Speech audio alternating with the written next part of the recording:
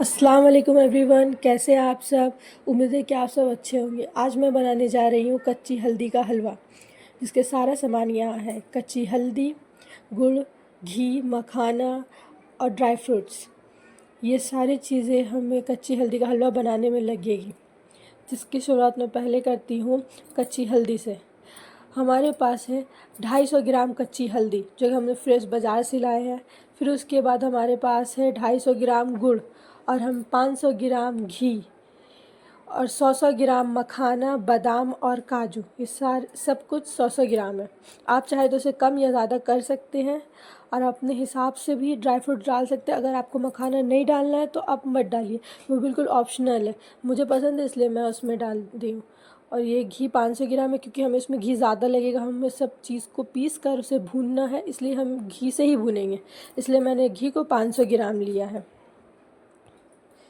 तो अब हम इन सबको भूनेंगे और कच्ची हल्दी को छील कर उसे पीस देंगे। अब मैं पैन चढ़ा दिया है और इसमें मैंने मखाने को डाल दिया है। और आप इस बात का खास ध्यान रखिए कि फ्लेम को बिल्कुल लो पे रखिएगा, गैस का फ्लेम को, क्योंकि हमें इसे हल्का ही भूनना है ताकि ये क्रंची हो पाए और मिक्सर में आराम से पीस पाए, हम इसका पाउडर बना सकें। अगर आप लोगों को ऐसे पीस कर नहीं डालना है, क्योंकि मुझे उसे खड़ा मुँह में लगता है तो मुझे अजीब लगता है, इसलिए मैं इसे पीस कर डाली हूँ ताकि इसका टेस्ट अच्छा तरीक़ा से आ जाए हलवे पे।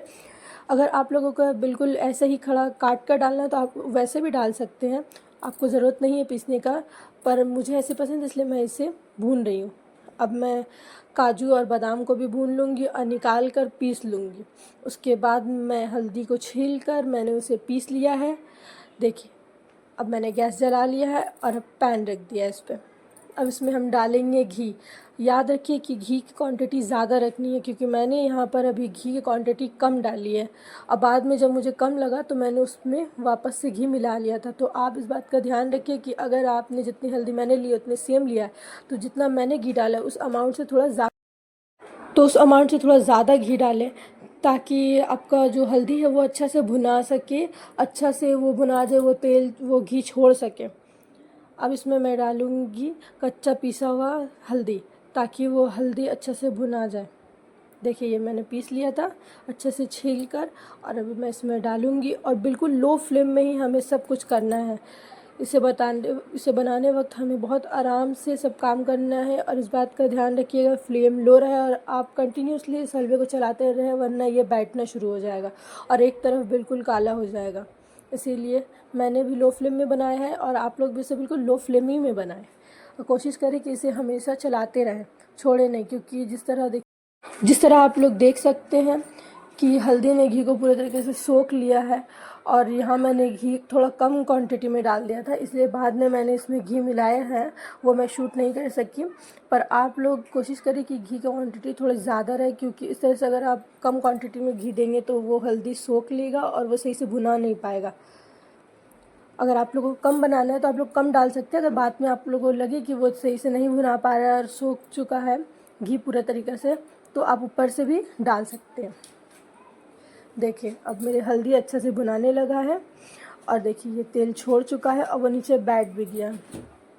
इसीलिए मैं कह रही थी कि लो फ्लेम में रखना, क्योंकि अगर ज़्यादा हाई फ्लेम में रखेंगे तो वो जल सकता है, और हमें कंटिन्यूसली इसे चलाते रहना है ताकि बैठे ना। देखिए, ये पूरे तरीके से तेल छोड़ चुका है।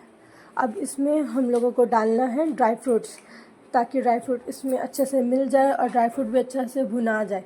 वो जो कच्चापन वाला होता है वो ना रहे उसमें, अच्छे से इसको अब ये अच्छे से भुना गया। इसमें हम डालेंगे ड्राई फ्रूट्स। जैसे कि आप देख सकते हैं, मैंने जिस भी ड्राई फ्रूट्स को भुना था सबको मैंने पीस लिया है ग्राइंडर में और अच्छे से इसमें मिला लिया है। मेरा थोड़ा सा मखाना कड़ा या खड़ा रह गया है, मतलब मोटा रह गया है, सही से पाउडर नहीं हो पाया है, पर कोई बात नहीं, हम इसे इसमें मिला देंगे। अब पूरी तरीक़े से मिक्स होने के बाद चलाते रहेंगे, क्योंकि अगर हम इसे ऐसे छोड़ देंगे थोड़ा देर के लिए भी तो पूरा तरीक़े से नीचे बैठने लगेगा। इसीलिए हम इसे चलाएंगे, और ध्यान रखिए कि गैस को हमेशा लो फ्लेम ही पर रखें, और लो फ्लेम ही में इसे रख कर चलाएँ आराम से, और अच्छे से इसे मिक्स करें इस तरीके से। आप चाहे तो कोई अच्छे स्पैचुला वाला भी चम्मच ले सकते हैं, क्योंकि मैंने जो चम्मच लिया उसमें थोड़ा मुझे परेशानी आया। पर अगर आपके पास अच्छा कोई स्पैचुला है तो आप उससे लेके यूज़ कर सकते हैं, और अच्छे तरीक़े से इसे पूरे तरीक़े से चलाते रहना है, मिलाते रहना है, ताकि ये आराम से मिल जाए और पूरे तरीक़े से भुना आ जाए। अब ये पूरे तरीके से भुना गया है, जैसे कि आप देख सकते हैं ये तेल, इसने तेल छोड़ दिया है। अब हम इसे दूसरे प्लेट में निकाल लेंगे।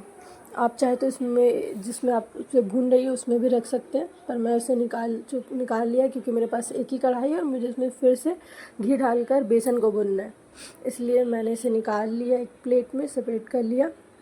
आपके पास अगर दूसरी कढ़ाई है तो आप उसका यूज़ कर सकते हैं।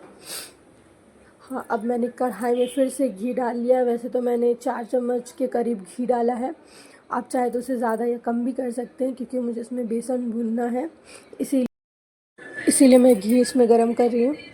अब पूरी तरीके से घी गल जाए और घी थोड़ा गर्म हो जाए तब मैं इसमें बेसन डालूँगी। मैंने 1 कप के करीब बेसन लिया है, आप देख सकते हैं 1 प्याला के करीब।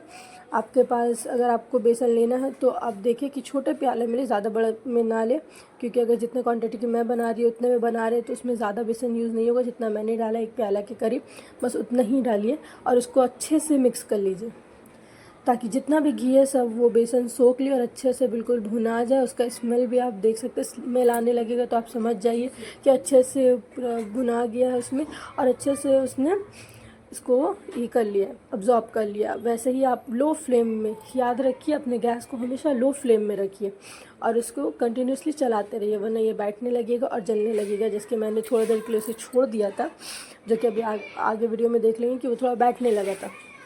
कुछ मेरे चम्मच की वजह से भी मैं सही से चला नहीं पा रही थी, इसलिए मैंने कहा था पहले वीडियो में कि आप कोई अच्छा सा चम्मच यूज़ करें। स्पैचुला है तो उसे अच्छे से यूज़ कीजिए, कोई आपके पास अच्छा चम्मच है तो उसे यूज़ करें। मेरे चम्मच सही नहीं है इसलिए मुझे थोड़ा दिक्कत हुई, आगे चल के मैंने चम्मच को बदल लिया।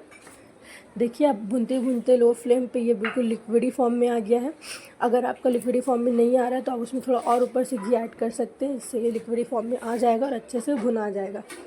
ये लिक्विडी फॉर्म में आने के बाद हमें इसमें वो जो गुड़ हमने रखा है अच्छे से तोड़ लीजिए उस गुड़ को, या फिर छुरी से काट के छोटे छोटे पीस कर लीजिए और उस गुड़ को इसमें डाल लीजिए और उस गुड़ को अच्छे से गला लीजिए और ये बेसन उसमें पूरा मिक्स कर लीजिए ताकि वो अच्छे से भुना जाए और अच्छे से गल जाए, ताकि उसके बाद जब हम उसमें कच्चा हल्दी का जो हलवा मैं अभी हमने पेस्ट को भून कर रखा है मखाने के साथ उसे मिलाए तो वो बिल्कुल गला हुआ है। देखिए मैंने गुड़ को उसमें डाल लिया है, अब मैं हल्के हाथों से चलाते रहूँगी, आप पर इसे चलाते रहे क्योंकि गुड़ डालने के बाद वो थोड़ा टाइट हो जा रहा है, क्योंकि वो गल रहा है तो चलाने में थोड़ा मुश्किल आ रहा है। तो इसलिए मैं कह रही हूँ कि अच्छा कोई जो नॉर्मल जो आपके हाथ में अच्छा से चम्मच चल सकता है उसे यूज़ करें, क्योंकि मुझे थोड़ा दिक्कत हो रही थी इस चम्मच के शेप की वजह से, वो सही से चल नहीं पा रहा था या मुझे चलाने में दिक्कत हो रही थी। आप इसी तरीके से देखिए कंटिन्यूसली चलाते रहें ताकि आपका जो गुड़ है वो अच्छे से मेल्ट हो जाए, बिल्कुल लिक्विडी फॉर्म में आ जाए।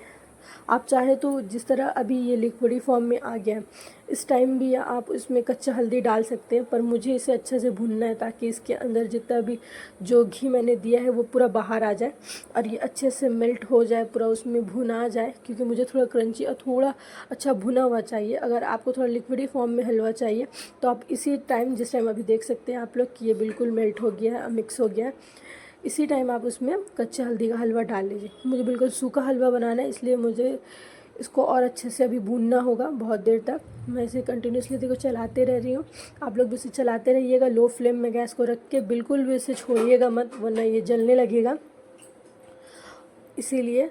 और इसे अच्छे से इसे कंटिन्यूसली चलाते रहिए।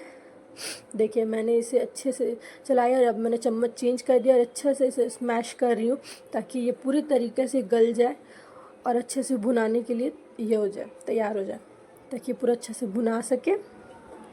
देखिए जिस तरह से मैं कर रही हूँ आप इस तरीके से कर सकती हैं अगर आप इतना ज़्यादा भूनना चाहती हैं इसे। तब अगर आप पहले ही लिक्विडी फॉर्म में दे देंगे तो उसमें इतना परेशानी नहीं होगा, पर मुझे इसे अच्छे से भूनना था इसलिए मैं इसे भून रही हूँ। इसी तरीके से इसे भूनते रहें और जब ये अच्छे से भुना जाए, इसके ऊपर में घी दिखने लगे आपको, तब इसमें आप कच्चा हल्दी का जो पेस्ट को अच्छे से भून कर हमने रखा है, बना कर रखा है, उसे डाल दीजिए। मुझे थोड़ा सा सर्दी है इस वजह से आपको मेरे नाक की आवाज़ आती होगी, उसके लिए सॉरी। पर आप जैसे कि देख सकते हैं भी पूरा तरीक़े से इससे घी निकल चुका है।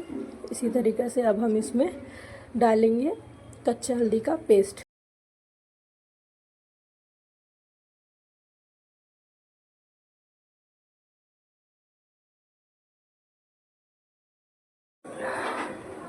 ये देखिए जो हमने भून कर रखा था कच्चा हल्दी का पेस्ट, अब हमने इसमें डाल दिया है। अब अच्छा से हम इसे मिक्स कर लेंगे ताकि ये जो भी दोनों पेस्ट है अच्छा से मिक्स हो जाए। इसमें गुड़ और बेसन का जो पेस्ट है जो अच्छा से भी हमने भून लिया है वो भी इसमें अच्छे से मिक्स हो जाए और हल्दी भी इसमें मिक्स हो जाए ताकि हल्दी का जो कड़वापन है वो ना आए, खाने में हमें मुंह में कड़वापन ना लगे, हल्दी का कड़वापन बिल्कुल मर जाए और जो गुड़ अच्छा से भुना हुआ है उसमें उसका मिठास आ जाए, वो सोंधा सोंधा महके। अब देखिए हम इसे अच्छे से भून रहे हैं। इसी तरीके से देखिए जल्दी ही भूनते भूनते इसके ऊपर में घी आने लगा। अब पूरी तरीके से अब हलवा तैयार हो गया। इसी तरीके से हमें थोड़ा देर और भूनना है, पर हमेशा ये बात याद रखिए जब भी इसे बना रहे हैं फ्लेम को बिल्कुल लो रखिए, क्योंकि जिस तरीके से मैंने इसे बनाया है, जिस तरह से मैंने एक्सपीरियंस किया है कि अगर हम थोड़ा सा भी उसे फ्लेम को तेज़ को करेंगे तो ये जलने लगेगा, बैठने लगेगा और ना ही हमें इसे छोड़ना है।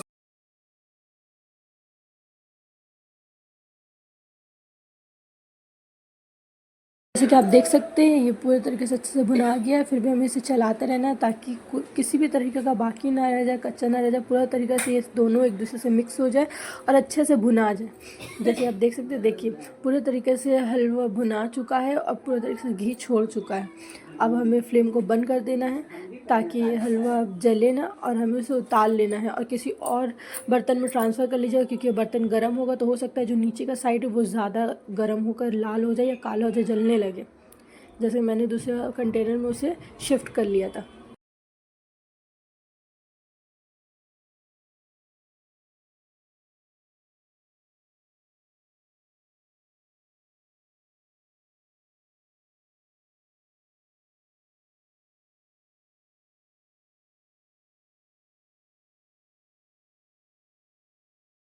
अब हम इसे प्लेट में सर्व कर लेंगे। जैसे कि देख सकते हैं कि मैंने इसमें प्लेट में इसे निकाल लिया है और इसके ऊपर थोड़ा सा काजू काट के मैंने पहले से रखा था, उसे बस हम स्प्रिंकल कर लेंगे एक डेकोरेशन के लिए बस। जैसे कि आप देख सकते हैं ये कच्ची हल्दी का हलवा बनकर तैयार है।